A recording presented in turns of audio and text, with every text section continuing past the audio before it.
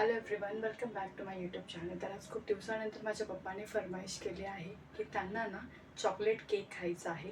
तर आज मी खूपच इझी वेमध्ये हेल्दी असा चॉकलेट केक बनवणार आहे. तर चला मग आपण आजचा जो व्हिडिओ आहे ना त्याला सुरुवात करू. इथे हा 1 कप रवा मी ह्याच्यामध्ये टाकते. दही आहे मी यामध्ये ॲड करते. नंतर इथे ना आता माझ्याकडे जे आहे कोको पावडर संपलेली आहे, तर त्यामुळे ही जी डेअरी मिल्क आहे मी यामध्ये ॲड करते. डेअरी मिल्क आपण ह्याच्यात ॲड केली. त्यानंतर आपल्याला यामध्ये ना तेल टाकायचं. तेलच्या ऐवजी तुम्ही जे आहे बटर, तूप, तुम्हाला जे योग्य वाटेल ते तुम्ही यामध्ये ॲड करू शकता. 1 टेबलस्पून ऑइल टाकलं.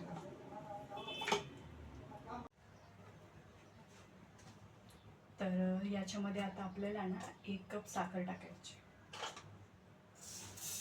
याच्यामध्ये साखर टाकलेली आहे. ठीक आहे. तर आता ह्याच्यामध्ये 1 कप आपल्याला दूध ॲड करायचं. हे दूध मी याच्यामध्ये ॲड करते. मिक्सरला सगळं एकदा फिरवून घेऊया आपण. आता रेडी झालेलं आहे. मी काढून घेते.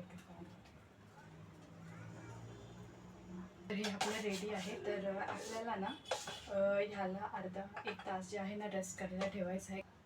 कारण हा रवा आहे, तर त्यामुळे आपल्याला ह्याला अर्धा 1 तास जे आहे भिजत ठेवायचं आहे. तर चला आपण ह्याला थोड्या वेळ भिजत ठेवूया.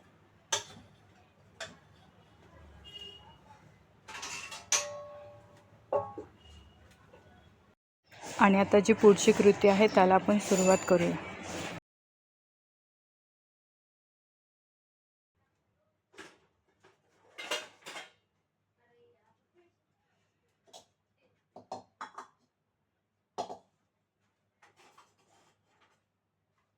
आता गॅस ऑन करून कढई फ्री हीट होण्यासाठी मी ठेवून देते.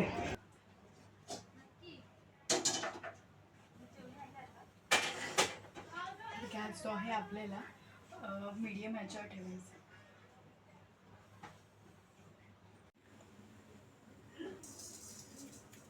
तर कढईमध्ये आपण जे आहे ना मीठ टाकूया आणि झाकून ठेवून देऊया.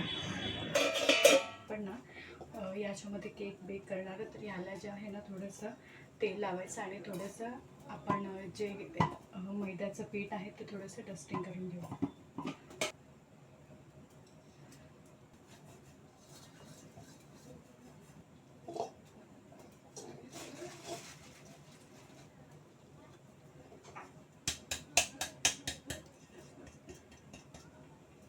चॉकलेट आणि ड्रायफ्रूट जे आहे ते कट करून घेऊया. त्यानंतर जे आहे बेकिंग पावडर आणि बेकिंग सोडा आपण ॲड करूया. टाकूया ते ॲक्टिव्ह होईल. यामध्ये ड्रायफ्रूट्स आणि चॉकलेट्स आपण ॲड करूया. आणि हे मिश्रण जे आहे ना दुसऱ्या पातेल्यामध्ये जसं आपण ना ऑइल लावून थोडंसं ना मैदा जो डस्टिंग केला होता त्यामध्ये जे बॅटर सगळं आपण टाकूया. ठीक आहे. त्यानंतर थोडेसे ड्रायफ्रूट्स वरून ॲड करून हे जे आहे ना आपण जी कढई फ्री हीट होण्यासाठी ठेवली होती त्या कढईमध्ये आपण ह्याला ना ठेवून देऊया. आणि त्यानंतर जे आहे ना 35-45 मिनिट्स असं ठेवूया, जेणेकरून केक जो आहे आपला छान बेक होऊन जाईल. केक ना बेक झाल्यानंतर जो आहे ना त्यामध्ये एक तूट टाकायची आणि चेक करायचं की केक हा प्रॉपर बेक झाला आहे की नाही. त्यासाठी आपली तूट जी आहे ना व्यवस्थित क्लीन आली, याचा अर्थ केक खूप छान बेक झालेला आहे. तर हा बेक झालेला केक जो आहे ना आपण छानपैकी असा गार होऊ देऊया. आणि गार होऊन दिल्यानंतर तर हा जो केक आहे ना तुम्ही एका प्लेटमध्ये काढू शकता आणि तुम्ही ना हा टी टाईमसोबत किंवा जेव्हा तुम्हाला आवडेल तेव्हा तुम्ही हा केक खाऊ शकता. खूपच टेस्टी असा हा केक आणि खूप असा सॉफ्ट हा केक आहे. टी टाईमसाठी एकदम बेस्ट आहे आणि इझी वेमध्ये तुम्ही हा केक बनवू शकता. आणि एकदा तुम्ही हा केक नक्की ट्राय करा आणि मला कळवा की हा केक कसा बनलेला आहे. आणि तुम्हाला असे जर व्हिडिओ आवडत असेल तर माझ्या चॅनलला लाईक, शेअर, सबस्क्राईब करायला विसरू नका. आणि हा केक एकदा नक्की ट्राय करा आणि मला तुमची प्रतिक्रिया कळवायला विसरू नका.